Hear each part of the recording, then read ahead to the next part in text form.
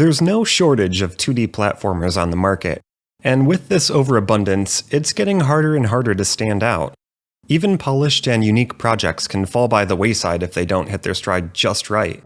So this begs the question, what does it take to set your platformer apart from the rest? While I can't answer that question for everyone, I figured I would share my thoughts and the ways I'm trying to make my game unique in this devlog. Let me preface this by saying that I have absolutely no expectation to drop a banger like Ori or Celeste on my first try. In fact, I'll consider my game a success if it sells 10 copies. But even for 10 people to buy your game, you still need a product worth selling. Early on in development, I was thinking about what drew me into the platformers I love the most, and they have a common denominator: fluidity. Games like Sonic Mania, with its momentum-based 360-degree motion, or Pseudo Regalia, with its low skill floor but practically non-existent skill ceiling, stand out because they feel amazing to control. You could put either player controller in a room with generic ramps and blocks, and it would still be a fun time. So with Lost Resolve, I knew it would be important to have movement that felt seamless and exciting. The overall speed of the character is considerably higher than your average platformer, and with movement abilities that grant you plenty of verticality, a relatively simple movement kit quickly becomes a toolkit for speedrunning. In short, I'm playing to my strengths. I know what makes a game fun to control, and even though I'm a complete novice at coding, simply knowing how to manipulate velocity is the driving force behind 90% of the gameplay. The other big piece is making an experience that feels immersive and unique, even without custom assets.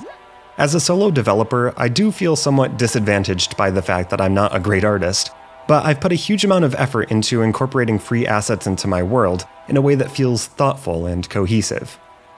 Lost Resolve is the story of Soul, a warrior who awakens in the somber sepulchre with little knowledge of who she is or how she got there.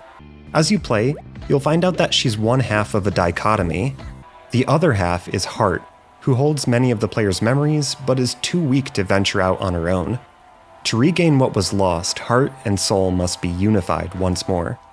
In seeking unification, the player is tasked with finding keys of resolve, which are scattered around a vibrant and mysterious world known as the Forlorn Dream.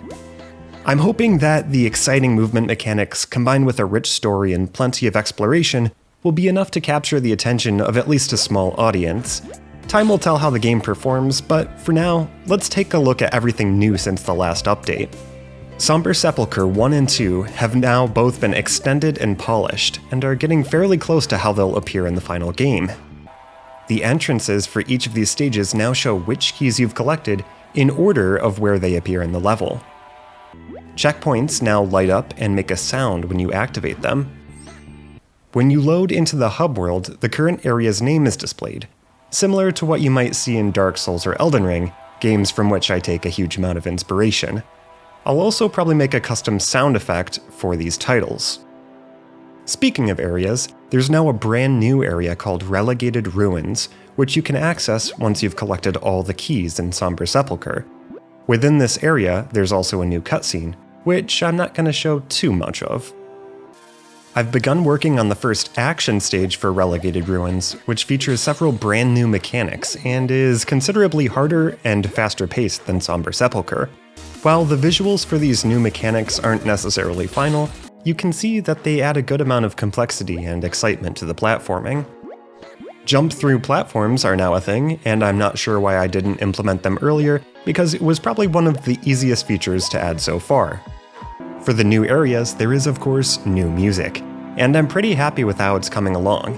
In particular, I think that the Ruins hub theme does a good job of capturing the emotion of the setting. There have also been plenty of bug fixes and minor tweaks as I continue to refine the game, but I won't bore you with all of those details. Instead, I think now's a good time to get into the roadmap for Lost Resolve and what you can expect in the finished product. At present, there are 5 main areas planned, which will each have a hub area and 2 action stages. There will be cutscenes and additional story-related content throughout, and potentially speed challenges for extra collectibles. To keep the scope reasonable, I'm aiming for a playtime of somewhere between 2 to 3 hours for a first story mode playthrough, with a time trial mode for extra replayability. At release, the game is planned to cost between $2.99 to $3.99 USD, with localized pricing for other countries.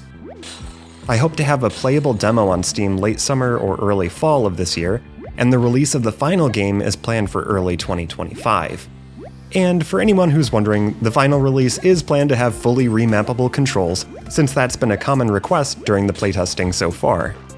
Overall, I'm extremely happy with how the game is coming along so far, especially given that it's my first ever attempt at a full-scale game, and I've only been learning Godot for about 2 months. While there's still so much left to learn, I'm really excited to have found a creative outlet that I'm truly passionate about. If Lost Resolve seems like something you'd like to play, please feel free to add it to your Steam wishlist and to subscribe for future updates. I'll soon be updating the Steam page with brand new gameplay, screenshots, and visuals to reflect all of the significant changes and improvements that have taken place since it first went live. Also, I'd like to extend a huge thank you to the 202 of you who have wishlisted it so far. Your support really means a lot to me. And that'll be it for this devlog. I hope you've enjoyed following my progress so far, and as always, I can't wait to see what's in store next. Best of luck to all my fellow game developers out there, and to those who may not be developers but are still interested in this game, thanks for watching. I'll see you guys all in the next video.